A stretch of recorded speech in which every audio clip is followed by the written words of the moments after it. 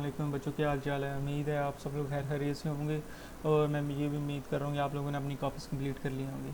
Last time जो मैंने आपको लेक्चर दिया था वो एक सिंपल सा फ़्लो चार्ट था जिसमें हम लोगों ने कोई डिसीजन मेकिंग सिंबल जो है वो यूज़ नहीं था किया, वो सिंपल सा था। तो अ, इसमें अब हम क्या करते हैं, मैंने एक बड़ा सा फ़्लो चार्ट जो बुक में ही है वो यूज़ किया है। और ये मैंने इसलिए यूज़ किया, एक तो इसमें डिसीजन मेकिंग भी है, लेंथी भी है, और दूसरा इसका आपको आइडिया पहले ही है, हम लोगों ने एक्सेल में कुछ परफॉर्म किया था अगर आपको याद हो, तो ये उससे मिलता जुलता आपका कंसेप्ट जो है वो आपको शुरू से बिल्कुल समझना नहीं पड़ेगा। यानी हम इसमें करना क्या चाह रहे हैं वो आपको इजीली पता चल जाएगा। अच्छा जी, थोड़ा सा जूम इन कर लेते हैं बुक में से। अच्छा देखें क्या करना है हमने जी, हमने ग्रेड फाइंड करना है किसी सब्जेक्ट का, किस बेस के ऊपर, ऑब्टेन मार्क्स के ऊपर और टोटल मार्क्स के ऊपर। यानी हमें यूज़र देगा ऑब्टेन मार्क्स, हासिल करदा नंबर, और जो टोटल मार्क्स हैं ये मुकम्मल जो हैं कंप्लीट सारे नंबर वो हमें देगा। ये हम लोगों ने छोटा सा एक आपको मैंने वो फार्मूले बताए थे उसमें एक्सेल में कैसे हम लोगों ने किया था, लेकिन ये एक्सेल में नहीं करना, ये मतलब जब हम कंप्यूटर साइंस में करते हैं तो फ़्लो चार्ट उससे पहले बना लेते हैं, तो ये उसकी मिसाल ले रहे हैं।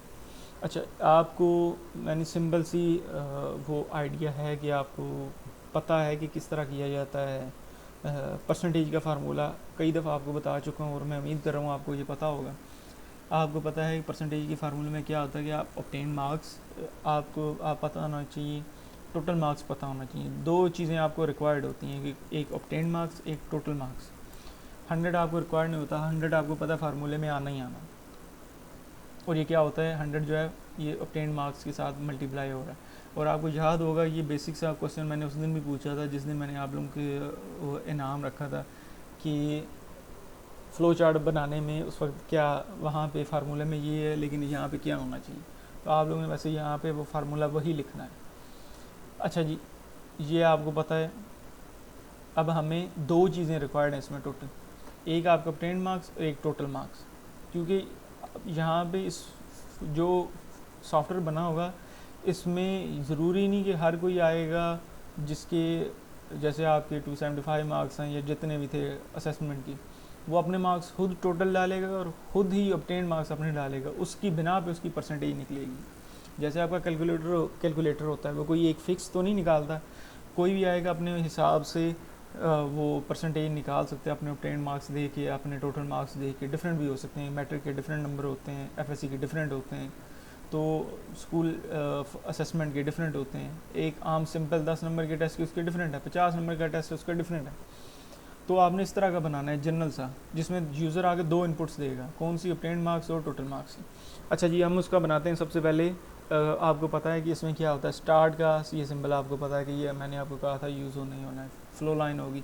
अब ये जो सिंबल है ये आपको पता होना चाहिए किसके लिए यूज़ हो रहा है, यहाँ पे इनपुट के लिए।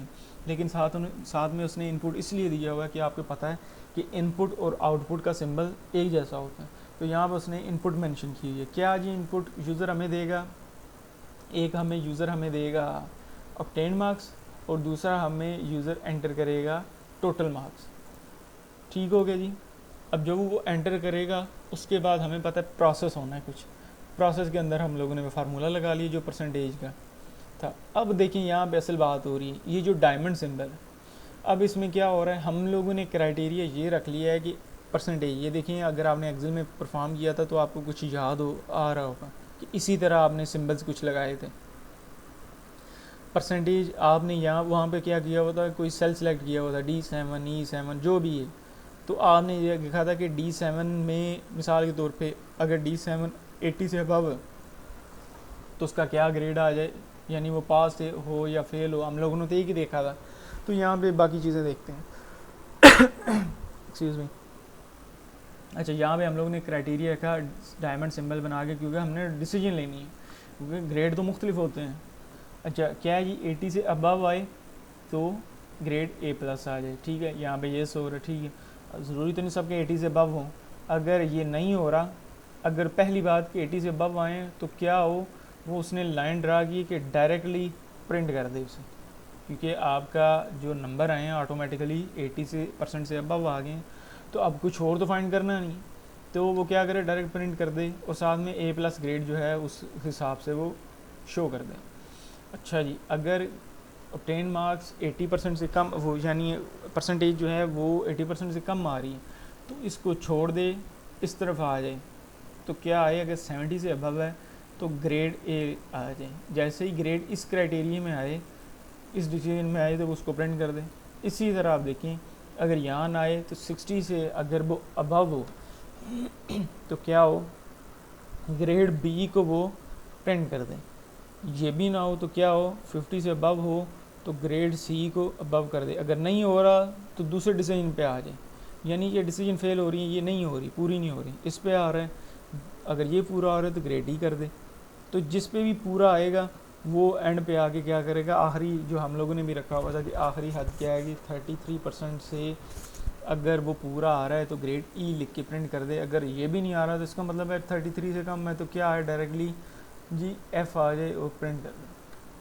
तो जब एक कोडिंग करने वाला होता है तो वो इन चीज़ को, इन फ्लो चार्ट को मद्देनज़र रखते हुए वो क्या करता है, वो एक प्रोग्राम बनाता है। किसी भी लैंग्वेज में बनाना चाहे वो बना सकता है उसे, ये फ़्लो चार्ट सब में सेम ही होता है।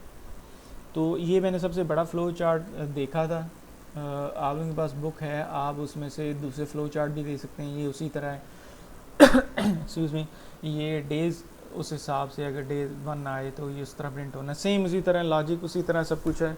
लेकिन वो मैंने इसलिए चूज़ किया है, बड़ा भी है, डिसीजन मेकिंग भी है, और आपको इसका कंसेप्ट पहले से भी है। तो ये बाकी जो हैं फ़्लो चार्ट के सिंबल आप लोगों ने देखने हैं, जिसमें ना समझ आए आप लोग मुझसे पूछ सकते हैं।